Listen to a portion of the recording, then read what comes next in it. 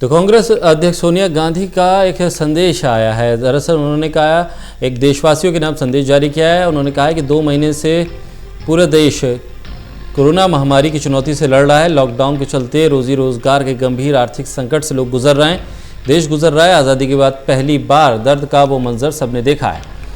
संदेश में कहा गया है कि लाखों मजदूर नंगे पांव, भूखे प्यासे, बगैर दवाई पैदल चले, सैकड़ों हजारों किलोमीटर पैदल चलकर घर वापस जाने को मजबूर हैं मजदूर। उनका दर्द, उनकी पीड़ा, उनकी सिसकी देश में हर दिल ने सुनी है और सरकार ने उनकी पीड़ा नहीं सुनी।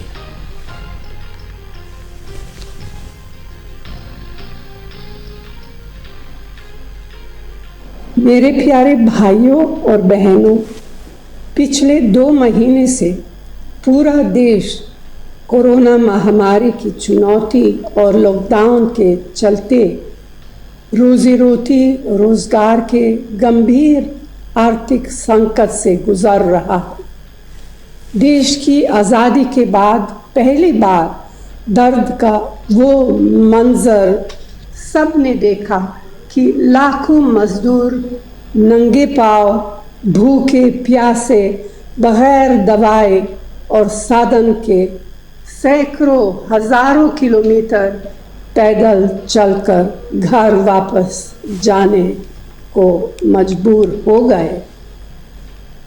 उनका दर्द, उनकी पीड़ा, उनकी सिसकी देश में हर दिल ने सुनी, पर शायद सरकार ने नहीं। करोड़ों रोजगार चले गए, लाखों धंधे चौपट हो गए, कारखाने बंद हो गए, किसान को फसल बेचने के लिए दर दर की ठोकरें खानी पड़ी।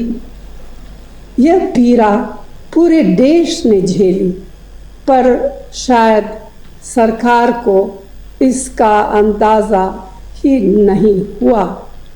पहले दिन से ही मेरे सभी कांग्रेस के सब साथियों ने, अर्थशास्त्रियों ने, समाज शास्त्रियों ने और समाज के अग्रणी हर व्यक्ति ने बार बार सरकार को यह कहा कि यह वक्त आगे बढ़कर घाव पर मरहम लगाने का है।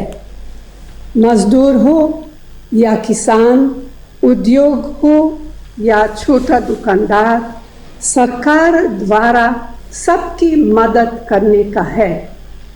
ना जाने क्यों केंद्र सरकार ये बात समझने और लागू करने से लगातार इनकार कर रही है।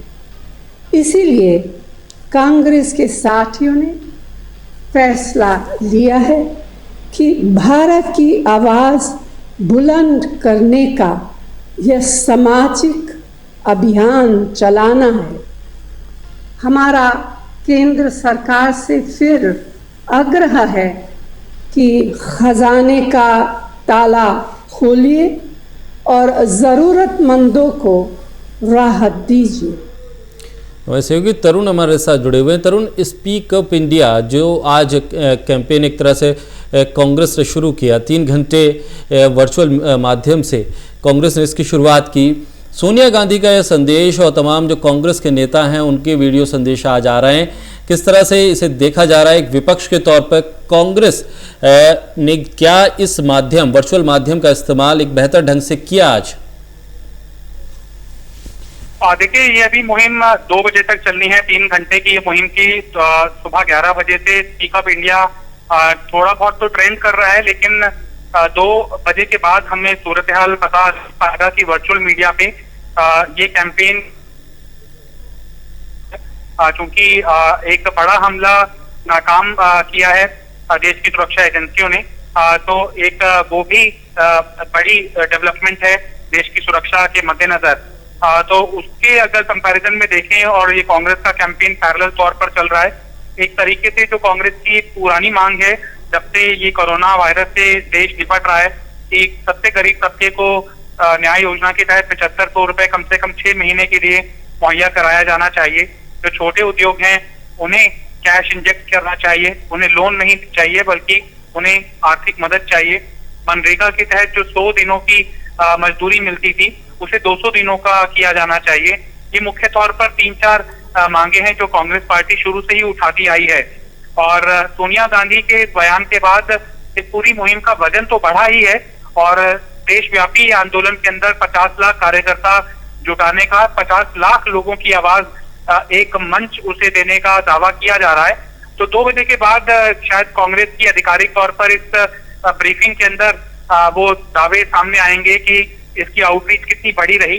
लेकिन एक सकारात्मक विपक्ष की भूमिका निभाते हुए जो जरूरी कदम केंद्र सरकार को उठाने चाहिए उसके लिए कांग्रेस पार्टी यहाँ पर दबाव बनाती हुई दिखाई दे रही है। चलिए, बहुत शुक्रिया तमाम जानकारी के लिए।